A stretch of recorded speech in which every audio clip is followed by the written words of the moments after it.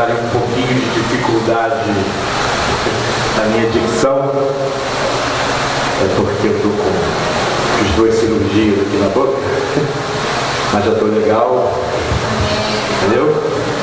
Então, o fato de eu estar falando aqui já é uma coisa muito boa. Eu pensei que não ia conseguir, mas tranquilo. Vamos orar. Amém. Em nome de Jesus, colocamos esse tempo aqui nas tuas mãos. Amém. Pedindo, Deus, que tu toque na nossa mente, no nosso coração. Amém. Dá-nos compreensão da tua palavra. Que seja um tempo de aprendizado. Amém. Tanto o primeiro como o segundo tempo de aula. Amém. Que a gente saia daqui fortalecidos. Que saiamos daqui cheios da presença do teu Espírito. Amém. Senhor, toma este lugar, toma as nossas vidas. Somos pessoas que estão ao caminho daqui, Senhor. Livra elas de todo mal, de toda cilada do inimigo. Amém. Nós possamos ter um tempo aqui bastante proveitoso. Amém. Em nome de Jesus. Amém. Amém. Aleluia. Aleluia. Deus é bom, queridos. Deus é bom, Deus é muito bom. Aleluia. Vou fazer uma recapitulação aqui, bem rapidinho, daquilo que a gente viu semana passada. Estamos falando sobre as 12 portas de Jerusalém, mas é interessante algumas coisas que nós vimos aqui. Nós vimos em Apocalipse, no capítulo 21, do verso 2 e do verso 9 ao verso 15, que João, ele tem a visão da Nova Jerusalém. E o anjo o leva a uma alta montanha e diz que mostraria a ele a noiva, a esposa do cordeiro que descia dos céus. E mostra a ele a Nova Jerusalém descendo dos céus. Então, nós vimos que quando se fala da Nova Jerusalém, também está se falando descida do reino, se fala de governo de Deus, se fala de autoridade, se fala de domínio. Vimos também que as 12 portas são áreas do nosso interior que precisam ser restauradas. Amém, amados? Amém. Então são áreas do nosso interior que precisam ser restauradas. Deus quer que nós vivamos a plenitude do reino nos dias de hoje. E de acordo com Lucas 17, 20 e 21, Jesus fala que o reino de Deus está onde? Está dentro de nós. Amém? Amém. Para que a gente fale com convicção, repete comigo, o reino de Deus está dentro de mim. Aleluia, isso é uma verdade. Nós vimos que uma grande revelação na palavra está em Gênesis 28, do verso 12 ao verso 17, quando Jacó tem a visão da escada que liga céus e terra, que anjo sobe e desce sobre ela, e ele no final ele comenta assim: verdadeiramente Deus está nesse lugar e eu não sabia. Ele diz: esse lugar, quão terrível é este lugar, é a casa de Deus, a porta dos céus. Repete comigo, casa de Deus é a porta dos céus. Aleluia. E a gente começa a entender que nós, como casa de Deus, somos porta dos céus. E isso é uma grande responsabilidade. Mas também é motivo de gratidão, de louvor e adoração por sermos usados como portas para que as pessoas entrem no reino também. Amém, queridos? Nós vimos que somos casa espiritual, que o Espírito Santo de Deus habita em nós, que não pertencemos a nós mesmos, que nós somos do Senhor. E interessante que nós temos que viver essa realidade, que nós não moramos aqui sozinhos. Existe outra pessoa junto com a gente. Então o Espírito Santo de Deus habita dentro de nós. Nós não estamos sozinhos. Então onde quer que nós estejamos, onde quer que a gente vá, nós levamos a presença de Deus e levamos o seu reino junto conosco. Porque está dentro de nós. Amém, amado? Amém. Aleluia. Aleluia. Começamos a falar sobre a porta das ovelhas. Nós vimos que o Senhor é a porta da salvação para as ovelhas e que Ele é 100% gracioso. É interessante que a porta das ovelhas fica entre duas torres, que uma se chama um centro ou 100, e a outra o significado Deus tem sido gracioso. Então, juntando a porta das ovelhas com as duas torres, significa que Jesus é a porta de salvação e que Ele é 100% gracioso. Amém? Amém. Aleluia. Isso é muito bom. E também nós vimos que Ele nos constituiu reis e sacerdotes destinados a reinar sobre a terra. Amém, irmãos? Amém. Reinar sobre a terra. E interessante que se alguém tinha me feito uma pergunta, nós somos sacerdotes de que templo? Nós somos o templo do Espírito Santo. Amém? Então nós somos sacerdotes do nosso templo. Esse templo onde Deus habita, e a responsabilidade de interceder é nossa, de orar é nossa, de oferecer sacrifício de louvor é nossa, e a gente precisa tomar isso. Amém. Precisa entender a nossa responsabilidade como sacerdote. Aleluia. Vimos também que essa porta foi a única porta que foi consagrada e a sua restauração foi feita pelo sumo sacerdote e também pelos seus irmãos que também eram sacerdotes. Então nós vimos que o ministério sacerdotal também estava sendo restaurado. E hoje nós podemos dizer que também somos sacerdotes. Amém, irmãos? Amém. Nós não precisamos que ninguém entre na posição como entrava o sumo sacerdote nos templos antigos para fazer aquilo que nós podemos fazer hoje, porque fomos constituídos sacerdotes desse templo. Amém. Aleluia. Amém. Vimos também que, como o próprio nome diz, a porta é a porta das ovelhas, e vimos algumas coisas que a verdadeira ovelha ela precisa conhecer a voz do seu pastor. Repete comigo: a verdadeira ovelha precisa conhecer a voz do seu pastor. Nós vimos também que a verdadeira ovelha é conduzida pelo seu pastor. E também vimos que de modo nenhum a ovelha seguirá o estranho. Antes fugirá dele, porque não conhece a voz de estranhos. E não é uma realidade hoje que a gente vive na igreja, falando de uma maneira geral, porque se ouve a voz de muitos pastores. Então nós temos que ouvir a voz do nosso pastor. Amém? Isso a nível de igreja local. Temos um líder constituído por Deus e temos que ouvir a voz do nosso pastor. Ele, a responsabilidade dele é trazer a visão, trazer a direção, trazer o alimento, e é isso que a ovelha tem que fazer: seguir a voz do seu pastor e se alimentar. Aleluia. Vimos que seguir o pastor significa trilhar caminho de obediência. E vamos para a porta dos peixes, que simboliza um lugar de crescimento e reprodução. Fala de evangelismo. Nós vimos que a porta dos peixes é aquela por onde entram os novos filhos de Deus e que exige uma decisão de não vivermos só para nós, mas irmos à busca dos que também precisam encontrar Jesus. E até comentamos uma coisa: cadê a sede pelas almas? Vocês lembram que a gente comentou sobre isso? Já tivemos mais sede. Amém, irmãos? Amém. Já tivemos mais sede pelas almas. E Deus quer restaurar isso em nós. E eu creio, em nome de Jesus, a oração que foi feita aqui, nós abrimos nosso coração, abrimos nosso interior para que essa porta fosse restaurada. Amém. E nós vamos ganhar muitas vidas para Jesus. Amém. Aleluia. Amém. Repete comigo: eu vou ganhar vidas para o Senhor. Aleluia. Essa porta representa para nós a missão de pregar o Evangelho a toda criatura, pois os peixes representam as almas que precisam ser salvas para o reino de Deus. Nós vimos em 2 Coríntios 5, do verso 18 ao 20, que Deus nos deu o ministério da reconciliação, e também no versículo seguinte diz que Ele nos confiou a palavra da reconciliação.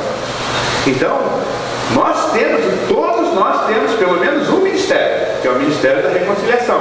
Amém, queridos? Amém. E o mais importante, que Deus nos confiou uma palavra. Eu tenho essa palavra, você tem essa palavra, e eu profetizo em nome de Jesus que no abrir das nossas bocas nós vamos reconciliar pessoas com Jesus. Amém. Amém, irmãos? Aleluia, aleluia.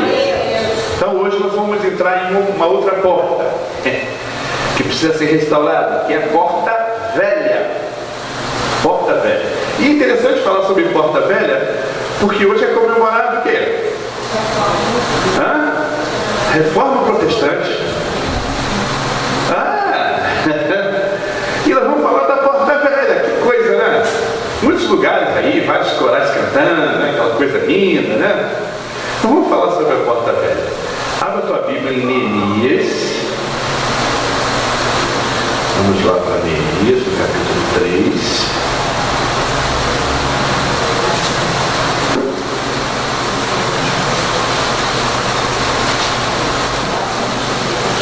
Aleluia. Neemias 3, no versículo 6.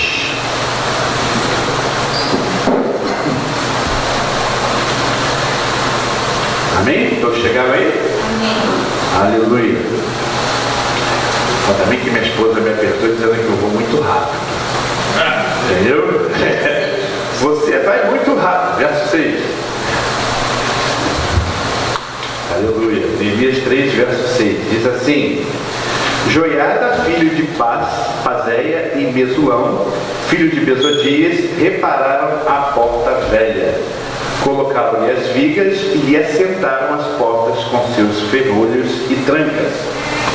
Aleluia. Essa porta, ela tem dois significados. E nós vamos ver esses dois significados. São dois significados muito interessantes. O primeiro significado, ela tipifica a legítima doutrina cristã e aponta para os princípios imutáveis de Deus. Amém, queridos? Repete comigo: os princípios de Deus são imutáveis. Não mudam. Não mudam. Deus é Deus de princípios. Repete: Deus é Deus de princípios. Isso é uma verdade. Agora, Jeremias, no capítulo 6, vai para Jeremias.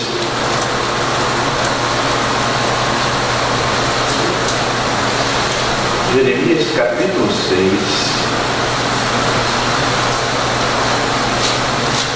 no verso 16. Jeremias 6, 16.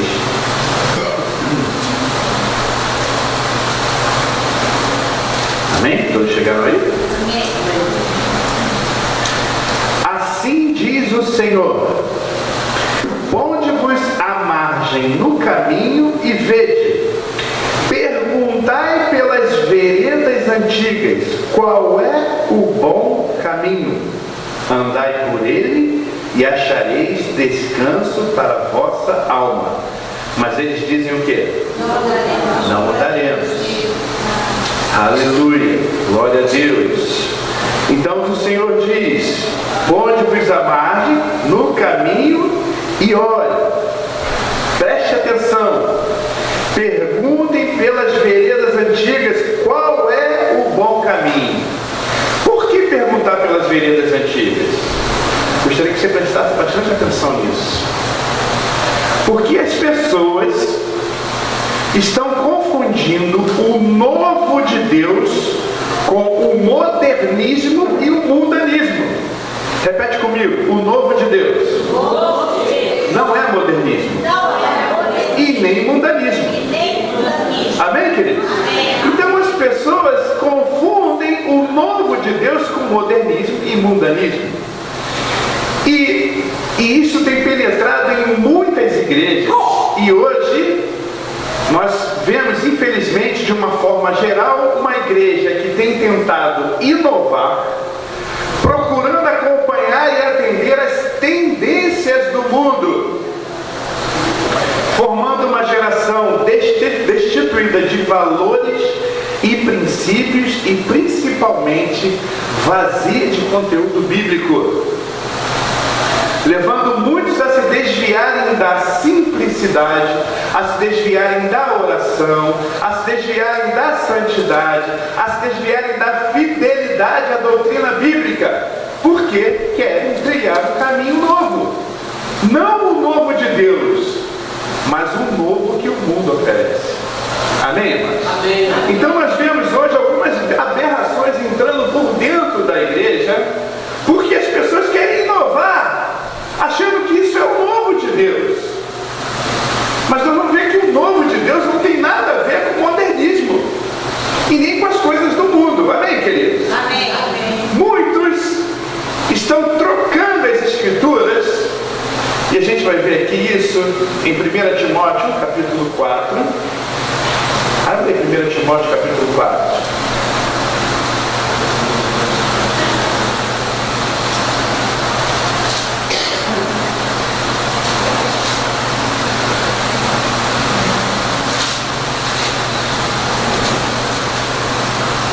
Aleluia, verso 1 e 2. 1 Timóteo, capítulo 4, verso 1 e 2. Amém? Chegaram aí? Aleluia.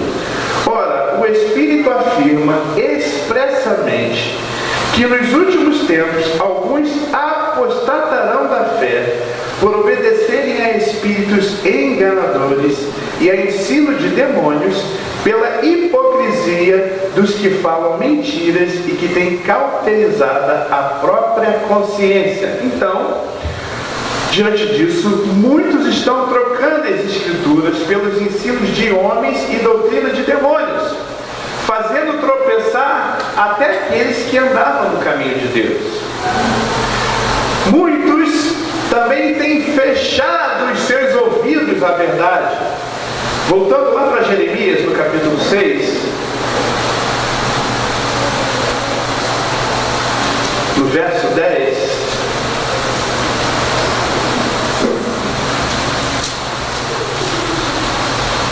Jeremias 6, no verso 10, diz a palavra do Senhor assim: a quem falarei e testemunharei para que ouçam? Eis que os seus ouvidos estão incircuncisos e não podem ouvir. Eis que a palavra do Senhor é para eles coisa vergonhosa, não gostam dela. Queridos, vivemos um tempo que as pessoas não gostam da palavra de Deus. Por quê? A palavra de Deus sempre aponta a verdade. Aliás, a palavra de Deus é a verdade. Jesus disse que a palavra dele é a verdade. Então, muitas pessoas não gostam da palavra e têm seus ouvidos tapados para essa palavra. E tentam, muitas vezes, adaptar essa palavra para o seu gosto. Chega ao cúmulo de algumas seitas mudarem a palavra de Deus para atender aquilo que eles têm como visão diferente daquilo que está escrito na palavra. Eu posso citar um exemplo bem clássico de João capítulo 1, verso 1, que diz que no princípio era o verbo estava com Deus e o verbo era Deus. E tem uma seita aqui que eu já fui dessa seita quando eu era criança, quando eu era jovem. Tem criança, né? 11 anos ainda é criança ainda. Até os 11, 12 anos. E eu tinha na minha tradução do Novo Mundo lá escrito que no princípio era a palavra estava com Deus e a palavra era Deus. E mudaram isso. E hoje você, quando vai ler, lá está escrito: no princípio era a palavra estava com o Deus e a palavra era com um Deus. Então você deturpa a palavra, as pessoas deturpam a palavra para tirar a deidade de Jesus. E fora outras coisas. Como a passagem de Hebreus, quando introduz o primogênito do mundo e diz: os anjos de Deus o adorem. Você pega a tradução do Novo Mundo, está escrito lá: e os anjos de Deus lhe prestem homenagem. Para tirar o quê? A deidade de Jesus. Mas o importante, queridos, é que, como nós vimos na porta das ovelhas, Jesus é a porta das ovelhas. Ele é o Salvador. E a gente tem convicção. Por isso nós precisamos conhecer as Escrituras. Por isso nós precisamos ler a palavra, para não tomar uma volta dessas pessoas que batem de porta em porta, te oferecendo um falso evangelho, dizendo que são testemunhas, quando Jesus diz que, quando descido do Espírito Santo, nós seríamos as suas testemunhas. Nós somos testemunhas de Jesus, amém, amados? Amém. E nós temos a palavra de reconciliação que Ele nos deu. Aleluia. Continuando aqui, queridos.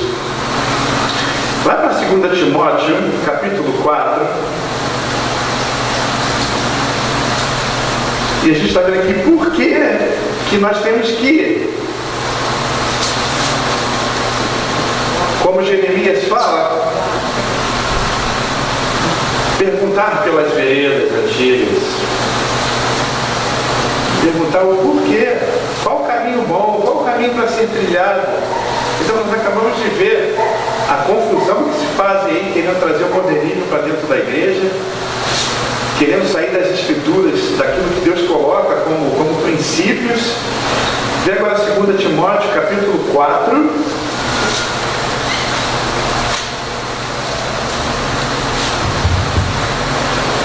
Eu não botei nem que é para eu poder folhear também, e eu não sei muito rápido. Aleluia. Verso 3 e 4. Diz assim: pois haverá tempo em que não suportarão a sã doutrina, pelo contrário, cercar-se-ão de mestres segundo as suas próprias cobiças, como que sentindo coceira nos ouvidos, e se recusarão a dar ouvidos à verdade, entregando-se às fábulas. Amém, amados? Oh Deus, isso é um tempo que nós estamos vivendo. Surgem tantas coisas por aí, e eu fico meio temeroso com algumas coisas que eu vejo acontecendo.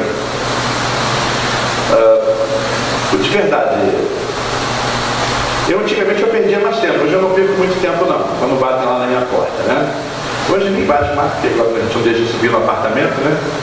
Mas eu já contei algumas experiências minhas, né? Com relação a isso, ao testemunho de Jeová, né? Que bate na tua porta. Mas eu só pergunto agora, quem é Jesus para você? É uma pergunta que eu faço. Quem é Jesus para você? Ah, Jesus foi um bom homem.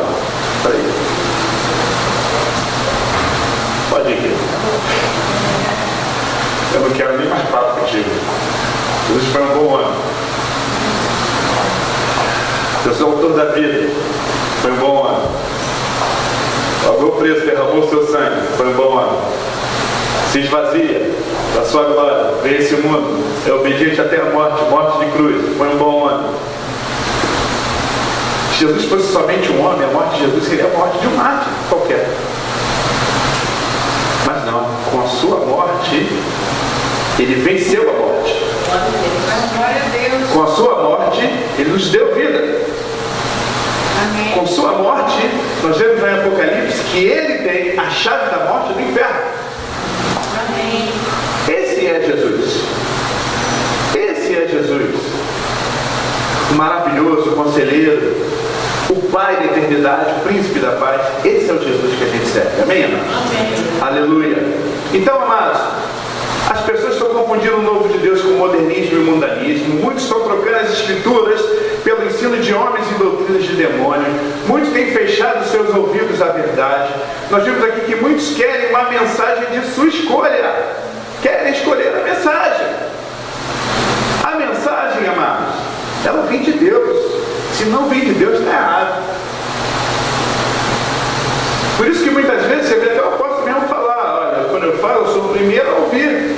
Porque você está preparando uma mensagem, está buscando a parte de Deus, e às vezes Deus não fala tanto quando você está falando para as pessoas.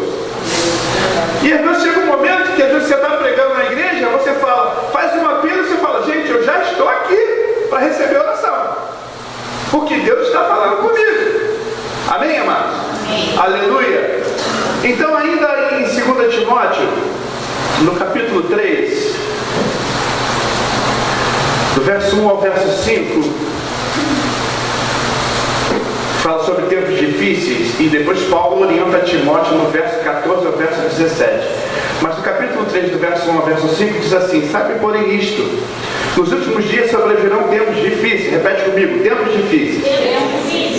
Pois os homens serão egoístas, avarentos, jactanciosos, arrogantes, blasfemadores, desobedientes aos pais, ingratos, irreverentes, desafeiçoados, implacáveis, caluniadores, sem domínio de si, cruéis, inimigos do bem, traidores, atrevidos, enfatuados, mais amigos do prazer que amigos de Deus, tendo forma forma de piedade, negando-lhe, entretanto, o poder, foge também destes. E aí no verso 14 ao verso 17, ele dá uma orientação para Timóteo. Ele escreve assim: tu, porém, permanece naquilo que aprendestes e de que foste inteirado, sabendo de quem o aprendeste, e que desde a infância sabe as sagradas letras que podem tornar-te sábio para a salvação pela fé em Cristo Jesus. Toda a Escritura é inspirada por Deus e útil para o ensino, para a repreensão, para a correção, para a educação na justiça, a fim de que o homem de Deus seja perfeito e perfeitamente habilitado para toda boa obra. Amém, irmã? Amém. Repete comigo: toda a Escritura Toda Escritura é inspirada por Deus é inspirada por Deus e útil e útil para ensino, para repreensão, para correção, para educação na justiça. Amém, queridos? Isso aqui é uma outra passagem que foi deturpada também na tradução do Novo Mundo. Em vez de botar toda a Escritura, fazendo referência à palavra, diz que todo escrito inspirado por Deus.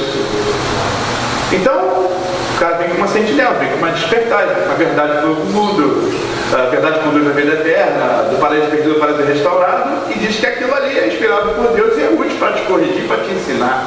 O que é útil para te corrigir, para te ensinar, é a palavra de Deus, é a Bíblia. Amém, queridos? Amém. Aleluia. Então, aqui Paulo orienta Timóteo, fala, é tempo difícil, é tempo que vai ter esse tipo de gente aí, arrogante, presunçosa, nariz em pé, mas cara, você foi ensinado, você permanece naquilo que você aprendeu. Amém, amados? Amém. Então, ter a porta velha restaurada também significa permanecer naquilo que você aprendeu. Amém. Amém. Amém, amados? Amém. Aleluia. A restauração dessa porta significa voltar a praticar o modelo doutrinário da igreja primitiva, constante no livro de Atos, capítulo 2. Que dificuldade foi para a igreja entender que a igreja, seus fundamentos são apostólicos e proféticos. É verdade, amados. A igreja de Atos começou dessa forma, chamada igreja primitiva, não primitiva porque é velha, primitiva porque é a primeira. E tudo funcionava, amados. Mas o homem veio com as suas ideias e retira aquilo que a palavra diz que tem que ser feito, e às vezes é até motivo de chacota. Eu me lembro, logo assim que eu voltei de Natal, estava almoçando no quartel e estava usando uma mesa que só tinha pastores, né? A maioria deles de uma igreja bastante conhecida, né? E aí estava aquele comentário e tal, aí comentaram sobre o apostólico. E aí um dos pastores, que é meu amigo, a gente serviu junto em Natal, falou assim: ó, pergunta o Silvestre aí, ó, ele é apostólico, ele gosta de negócio de apostólico aí. Aí um me perguntou assim: vem cá, qual foi o apóstolo que ordenou o apóstolo do teu apóstolo? Aí eu falei: foi o mesmo que ordenou o pastor do teu pastor a pastora. Aí ele olhou para mim assim: como assim? Eu falei: me mostra um versículo na Bíblia alguém sendo ordenado a pastor, além daquela passagem de Efésios 4. O cara engasgou. Eu falei: tem mais. A palavra, ela fala algumas coisas que a gente deixa de cumprir. Rapidinho um montão de gente saiu da mesa, né? Você vai falar algumas coisas que é contrário ao ensino deles, né? Então, ninguém pode lançar outro fundamento que não seja Jesus. Repete comigo: Jesus é o fundamento.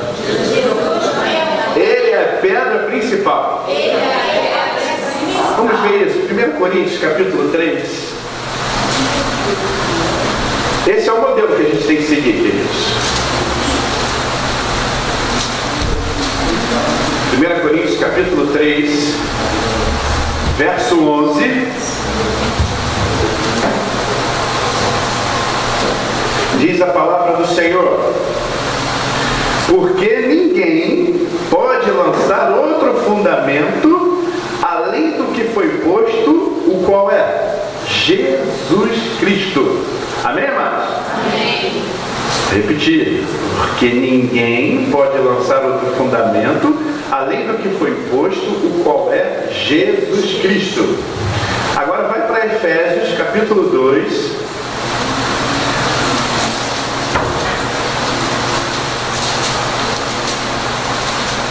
Efésios 2, verso 20.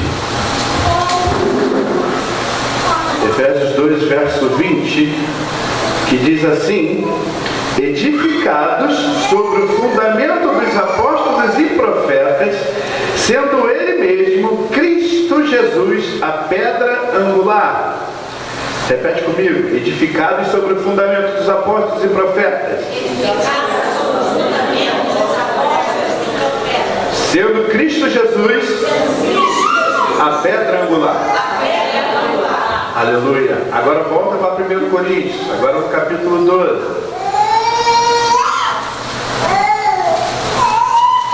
Verso 28. 1 Coríntios 12, verso 28. Diz assim: a uns estabeleceu Deus na igreja, primeiramente apóstolos, em segundo lugar, em terceiro lugar, depois operadores de milagres, depois dons de curar, socorros, governos, variedade de línguas. Presta atenção, queridos. Deus estabeleceu na igreja uma unidade orgânica de funcionamento. A igreja ela precisa funcionar dessa forma. Não pode sair disso. Jesus é a pedra principal. E o fundamento que é lançado sobre isso é apostólico e profético. E a função do mestre é consolidação. E a gente vê o seguinte, queridos, que depois que lança a pedra, o fundamento apostólico e profético, e vem o ensinamento dos mestres, a Bíblia, o outro passo, ela diz que é a operação de milagres. Amém, amados? Amém. Em nome de Jesus, isso vai ser restaurado aqui nesse lugar, queridos. Amém. Em nome de Jesus. Amém. Operações de milagres. Aqui está falando de evangelismo também, que o evangelista é operador de milagres. Viu, amados? Então, aqui não é para dizer uma ordem que é mais antigo. Eu sou mais antigo, tu é mais antigo. Não, é funcionamento da igreja. Vocês estão entendendo, queridos? Amém, amados? Amém. Isso é funcionamento da igreja. Você não vai ver o mestre dizendo aí que ele é mais antigo que o operador de milagres. Isso é um papo de quartel, cara. Isso não existe. Existe o quê? Você tem que fundamentar as pessoas. Você tem que estabelecer as pessoas. As pessoas são ganhas para Jesus, elas vêm para a igreja e precisam ser ensinadas. Quando ela passa por um processo de libertação, ela tem que aprender a palavra. O caminho é esse. Se não fizer esse caminho, está errado. Vocês estão entendendo? Amém. É a mesma coisa que se faz com as pessoas que vão em determinados lugares. Põe a mão sobre a cabeça das pessoas, faz um exorcismo e diz que aquilo ali foi uma libertação. E a gente sabe que aquilo ali é exorcismo, não é libertação. Por quê? Porque a casa fica vazia. A casa precisa ser cheia de Deus. Precisa ter a presença do Espírito Santo. Precisa ser lavado pela palavra. Amém, irmãos? Amém. E tudo isso constitui o quê? Aquilo que funciona aqui na igreja. Nós funcionamos com os 5 ministérios. Cada um tem a sua função. Mas, amados, Jesus estabeleceu, foi o Senhor Jesus que estabeleceu isso. Foi até o que eu falei com aqueles irmãos lá no quartel. Efésios 4, do verso 11 ao verso 13, diz assim. Efésios 4, do verso 11 até o 13. Diz assim: e ele mesmo concedeu-nos para apóstolos, profetas, para evangelistas, para pastores e mestres, com vistas ao aperfeiçoamento dos santos, para o desempenho do seu serviço. O nome disso aqui é catartismo. Então, para o aperfeiçoamento, para que Deus, através de Jesus, deu uso para apóstolos, para profetas, pastores, evangelistas e mestres? Para o aperfeiçoamento dos santos, para fazer os santos funcionarem no melhor lugar possível. Amém, amado? Amém. Não é para dizer que é mais antigo ou mais importante. Queridos, todos nós somos importantes. Você é importante no plano de Deus. Amém, queridos? Amém. Tanto você como o profeta Manuel tem a palavra da reconciliação. Amém. Você entende isso? Amém? Amém. Tanto você como o profeta Manuel são porta do céu. Aleluia. Amém, queridos? Amém. A igreja, ela precisa funcionar, amados. Ela precisa funcionar. E até quando é isso? Com vista ao aperfeiçoamento dos santos para desempenho de seu serviço para a edificação do corpo de Cristo, até que todos cheguemos à metade da fé, do pleno conhecimento do Filho de Deus, à perfeita varonilidade, à medida da estatura da plenitude de Cristo. Já chegamos a essa medida? Não chegamos. Então, para que serve o evangelista, o profeta, o mestre, o apóstolo e o pastor? Aperfeiçoamento dos santos. Amém, queridos? Amém. E é isso que a gente não pode perder. Porque foi falado isso muitas vezes. Eu estou falando isso aqui muito rapidamente. Isso foi falado aqui, eu vi isso muito aqui. Que a igreja se tornou uma igreja pastoral. O pastor, coitado do pastor, morria cedo porque ele tinha que bater cordas e correr para cabecear. Por quê? O cara, ele estava no evangelismo, ele era profeta, ele orava, ele visitava, e na verdade o que ele tinha que fazer, ele acabava não fazendo, que era cuidar das ovelhas. Entendeu? Porque tinha tanta coisa para o cara fazer. E aí a gente começa a entender o funcionamento da igreja. Restaurar a porta velha significa também a gente voltar para os princípios que foram instituídos na igreja primitiva. Amém, queridos? Amém. Amém, amados? Vocês estão entendendo isso? Amém? E eles faziam uma coisa que era maravilhosa. E isso a gente tem que fazer. E fazer juntos. Vai para Atos, capítulo 2. Isso precisa ser feito.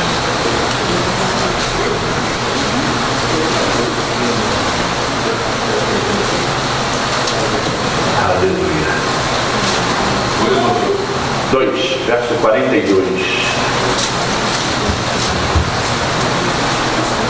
Como viviam os convertidos, né? E perseveravam na doutrina dos apóstolos e na comunhão, no partir do pão e nas orações. Isso aqui é básico. Uma igreja que persevera na doutrina, na comunhão, no partir do pão e nas orações, é uma igreja avivada. Que a gente sempre ora aqui. Deus, uma igreja avivada. Eles sabiam como fazer isso na igreja primitiva. E perseveravam. E eram unânimes. De verdade, queridos.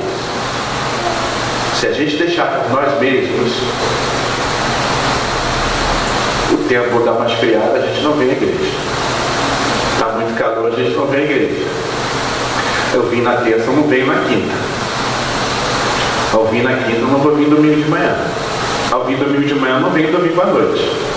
Queridos, esses amados aqui, que a gente gosta de botar tanto como modelo, eles perseveravam, unânimes. Todos eles estavam juntos. Amém? Amém. Restaurar a porta velha significa isso também. Cara, que coisa maravilhosa, domingo aqui de manhã, 8 horas. Foi muito bom. Na verdade, foi muito bom. Eu fiquei surpreso. Com a quantidade de pessoas. Você ficou surpreso? Cortado? Foi botando no...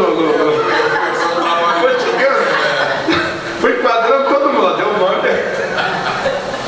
Mas, gente, de verdade, Muito bom. Muito bom. Vai ser todo domingo agora. Muito bom. Muito bom. Bom, todo domingo eu estou mais cedo aí também, né? Então, para mim não faz muita diferença, não. Foi que o apóstolo até me perguntou da outra vez. Aí eu falei, poxa, apóstolo, então porque o Mário ia na aula de manhã. Mas o Mário está envolvido no negócio dos casais aí, né? Aí o apóstolo falou, tem como vir de manhã e de tarde e à noite? Eu falei, tem. Ele falou, eu venho. Eu falei, não, se eu também venho. Me enquadrou logo, eu falei, não, estou dentro. Aleluia. Repete comigo, doutrina dos apóstolos. Comunhão. Partir do pão. E nas orações. Nós temos que perseverar nessas 4 disciplinas, viu, amado? Nós temos que perseverar. Na realidade, nós temos que voltar a esse modelo original da igreja apostólica e profética que foi abandonado. Graças a Deus que essa igreja aqui voltou.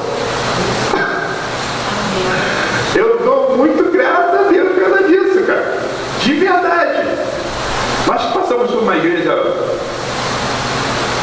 pastoral, a gente sabe que tem uma diferença enorme. E como é diferente de trabalhar com os 5 ministérios, como se completa, gente? Pô, de verdade. É muito diferente. É muito diferente. Então, queridos, nós vimos o primeiro significado. Agora nós vamos para o segundo significado, que eu tomara que dê tempo. Esta porta também simboliza... Cadê o Tiago? Não está aí, não, né? Esta porta também simboliza a libertação do passado. Repete comigo. Libertação do passado. Libertação das coisas velhas existentes em nossa alma e que devem ser removidas. Então, restaurar a porta velha significa libertação do passado, das coisas velhas existentes em nossa alma e que devem ser removidas. O passado que deixa marcas no teu caráter, memórias feridas que teimam em permanecer machucando, padrões de pensamentos e hábitos alheios aos princípios do reino de Deus, enfim, tudo quanto é herança contrária à nova vida em Cristo. Amém, amados? Isso precisa ser deixado para trás. Abre a tua Bíblia em Filipenses 3,13. Filipenses 3, verso 13. É interessante que foi esse verso, um dos versos que o apóstolo pregou domingo passado também, né? Eu falei com o apóstolo que a gente anda meio combinado aqui, né? Irmãos, quanto a mim, não julgo havê-lo alcançado, mas uma coisa eu faço, esquecendo-me das coisas que para trás ficam e avançando para o que diante de mim estão. Amém, amados? Amém. Prossigo para o alvo, para o prêmio da soberana vocação de Deus em Cristo Jesus. O nosso passado, segundo nós aprendemos até na pregação de domingo, precisa ser tratado. É lógico, eu vou dizer mais uma vez aqui, quando a gente se converte, a gente não tem um botãozinho na gente escrito apagando informações do passado que alguém vai lá, aperta e apaga. Seria maravilhoso, mas não tem um botãozinho. Certo, pastor Marcos? O botãozinho não tem aí. Mas do passado precisa ser tratado. Para quê? Para a gente se esquecer dele, deixar ele para trás. Amém, amados? Aleluia. Paulo declara taxativamente em 2 Coríntios capítulo 5, no verso 17, 2 Coríntios 5, verso 17, que é um versículo extremamente conhecido.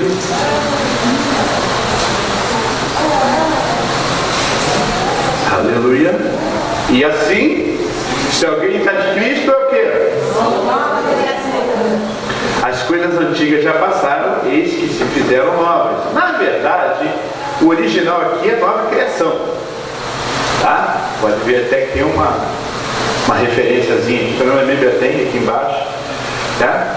Então, Paulo declara taxativamente: se alguém está em Cristo, nova criatura é. As coisas velhas já passaram, eis que tudo se fez novo. Em outras palavras, é uma nova criação e o passado não tem mais autoridade legal sobre nós. Amém?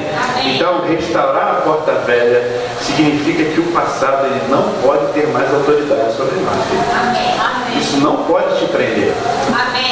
Creio eu, em nome de Jesus, que com aquela palavra de domingo, que domingo foi uma coisa muito abençoada, muito tremenda, que essas coisas tenham ficado para trás.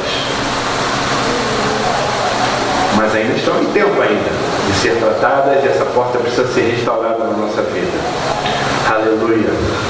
Acontece que em muitos, na alma permanecem velhos pensamentos, velhos padrões, velhas maneiras de viver e de encarar as coisas, velhos hábitos, muito do que faz parte da velha natureza adâmica. Entre nós, amados, não pode ter essa linguagem.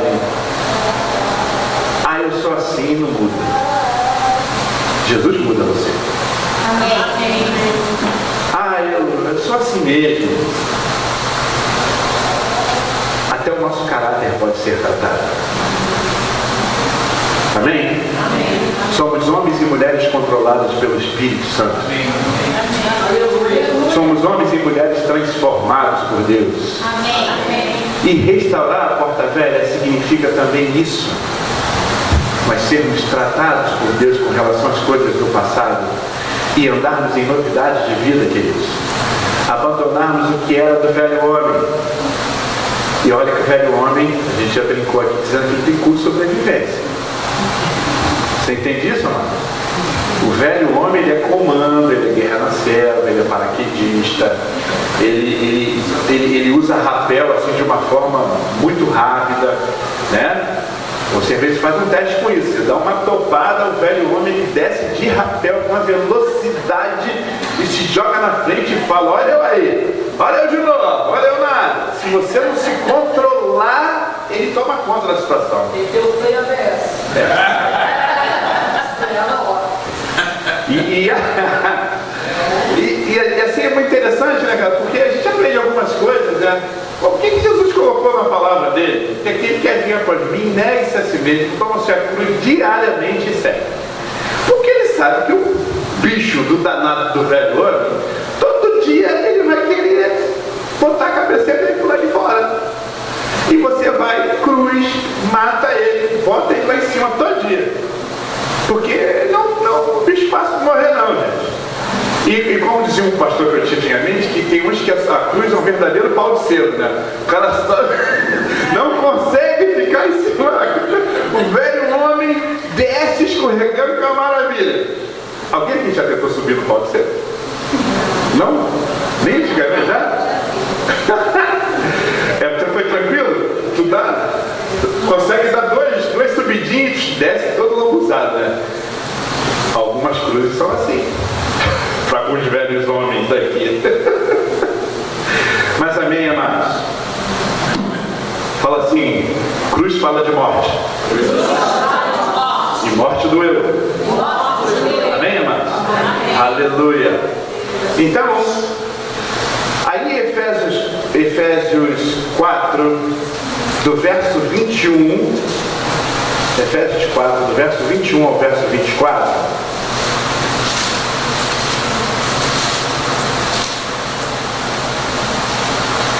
Aleluia. Paulo diz que nós fomos instruídos em Cristo a nos despojar do velho homem. Diz assim: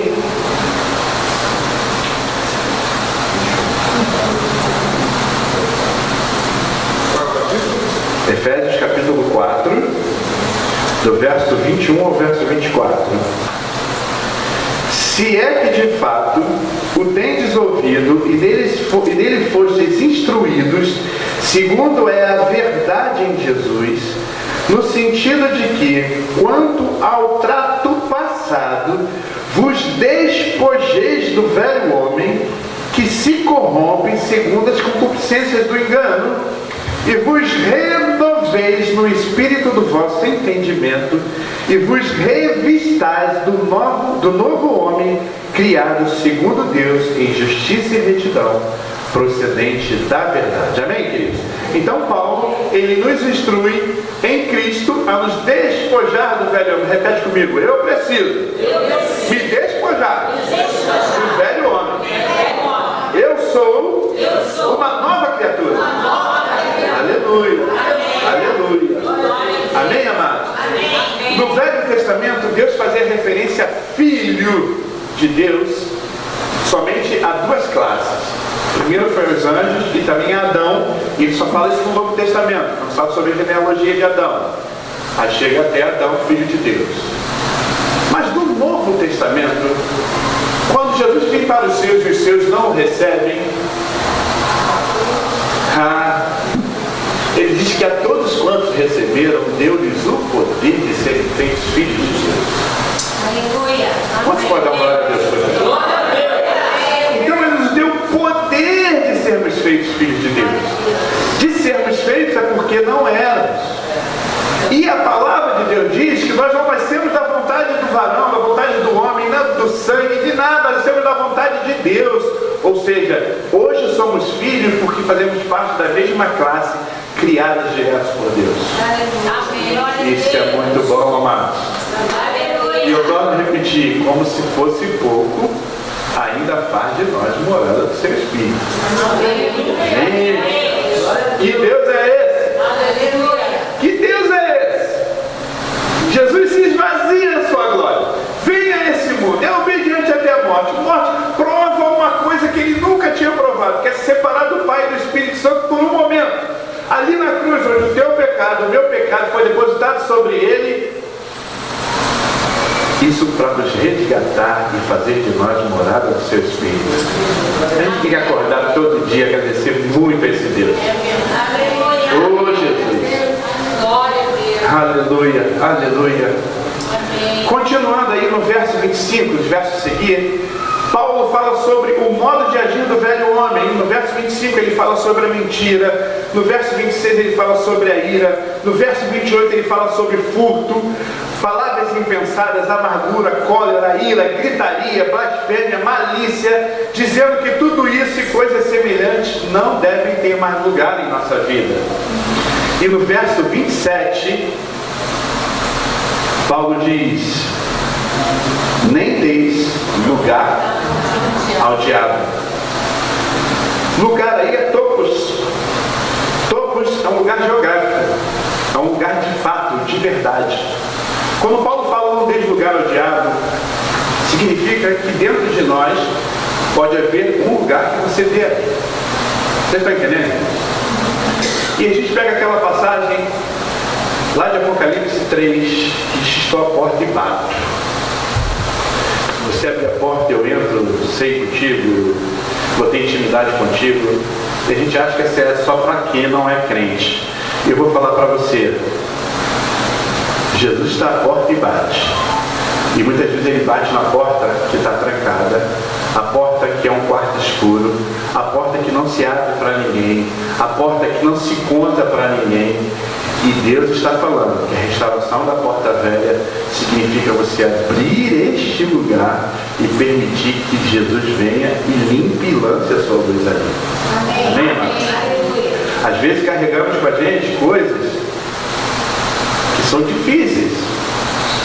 Amados, eu estava no Instituto de Formação, tinha uma irmã abençoada, cheia do Espírito Santo, e a gente andou um tempo jejuando, os homens jejuavam segunda, as mulheres da terça, na quarta, mulher na quinta, depois trocava, né? Era jejum, todo dia tinha gente jejuando. Deus começou a fazer umas coisas entre a gente que a gente não imaginava. E aí o que aconteceu? Começou a pipocar alguns espíritos que a gente não conhecia pelo nome. Esse nome, Maria Mulamba, Cadeira, Tranca-Rua, esse é nome corriqueiro. Mas a gente começou a ver espírito de inveja, espírito de ódio, que a gente não tinha experiência com isso. E essa irmã, cheia do Espírito Santo, caiu endemoniada. Espírito de ódio. Queridos, que dificuldade, que luta para essa irmã ser liberta.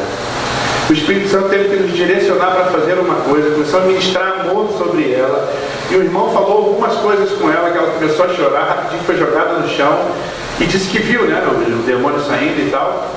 E quando nós fomos conversar com essa irmã, o que aconteceu? Essa irmã, com 7 para 8 anos de idade, foi abusada pelo seu padrasto, e cresceu com ódio dele dentro dela. E com 15 anos de idade, o padrasto dela morre e ela continuou com ódio do padrasto. Essa mulher já tinha 40 e poucos anos, e havia nela um lugar, que era um quarto escuro. E enquanto a luz de Deus não foi derramada ali, aquele espírito não liberou a vida dela. Vocês estão entendendo, amados? Então, restaurar a porta velha significa você deixar a luz de Deus entrar para onde você nunca abriu para ninguém. Aleluia. Vocês estão entendendo? Amém. Às vezes o segredo que você traz de décadas atrás, o mal que te fizeram, algo que você prendeu uma pessoa, e esse lugar é uma prisão de segurança máxima. Você precisa abrir, porque Jesus, ele está à porta e bate, ele não vai roubar a porta. Por isso, quando você vê o salmista Davi orando, Deus, derrama a luz das minhas trevas, é uma oração que muita gente não gosta de fazer, mas que a gente precisa fazer, para que o Espírito Santo sonde o nosso interior, vê se há algum caminho mau, se tiver trevas, que a luz seja derramada ali. Amém. Amém, amados?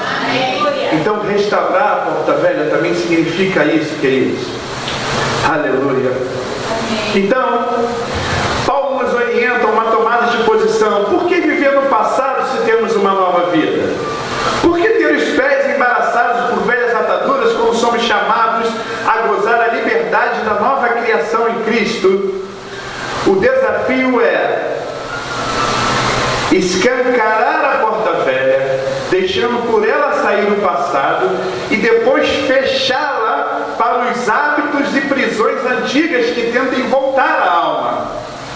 Em Cristo, nós vamos viver em completa novidade de vida. Fecha comigo. Em Cristo, eu vou viver uma completa novidade de vida.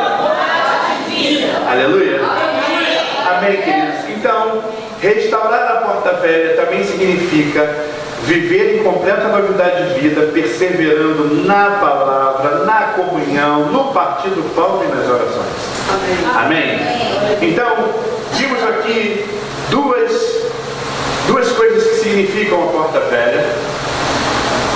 Vimos que não podemos deixar as veredas antigas, quando se fala de doutrina da parte de Deus, daquilo que Deus orienta para que seja feito. E também não devemos confundir o novo de Deus com modernismo e mundanismo. Isso não é de Deus. Amém. Você querer implementar na igreja coisas que Deus diz que Ele abomina, isso não é de Deus. Então, restaurar a porta velha significa isso, e também significa o quê? Eu me libertar de coisas do passado, me libertar de quartos escuros, me libertar de coisas que me aprisionam ainda. Se não fomos libertos ainda, que nós peçamos a Deus que possamos ser libertos em nome de Jesus. Amém? Gostaria que nós ficássemos de pé agora, amados. Ficar de pé, queridos. Aleluia. Eu vou pedir para a porta orar, para que essa porta seja restaurada, essa porta velha, para que a gente volte a trilhar o caminho de Deus, de acordo com o que a palavra fala, e para que a gente, de uma vez por todas, saia daqui totalmente livre de coisas do passado. Amém. Amém, amados? Amém. Você entende isso? Amém? Amém. Aleluia. Pai, nós queremos te agradecer pelo ensinamento da Tua Palavra, que nos trouxe tanta luz, tanto entendimento, tanta revelação. Pai, nós queremos dizer para Ti que nós entendemos que o Teu reino é um reino de princípios, e que os Teus princípios são imutáveis. Pai, que nós não aceitamos, não vamos permitir que o modernismo e o mundanismo penetre na nossa vida e no meio da Tua igreja. Em nome de de Jesus, que nós vamos permanecer arraigados e alicerçados nas verdades, nas veredas antigas, que são os fundamentos da Tua Palavra. Aleluia. Pai, e também te agradecemos porque nós somos novas criaturas. Amém. Nós somos uma nova criação e nós não queremos nada do que é velho na nossa vida.